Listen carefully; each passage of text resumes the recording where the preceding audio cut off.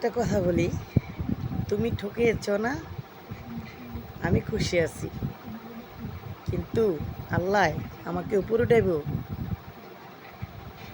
সারা জীবনের জন্য। কারণ মানুষ ঠকাইতে পারে, আল্লাহ কখনো ঠকাইতে পারে না তার বন্দারে। আল্লাহ তো সৃষ্টি করছে, কিন্তু আল্লাহ কখনো কাউকে ঠকায় না। যে বরঞ্চ তুমি যে মেয়েটারে ঠকাইছো না, তুমি নিজে ঠকছো। সেই মেয়েটা না, সেই মেয়েটা ভালো আছে, কিন্তু আল্লাহ তাকে জিতাই দিছে। তার কেন জানো? তার জীবন থেকে তুমি চলে যায়। কারণ দুষ্ট গোয়ালের থেকে শূন্য গোয়াল অনেক ভালো।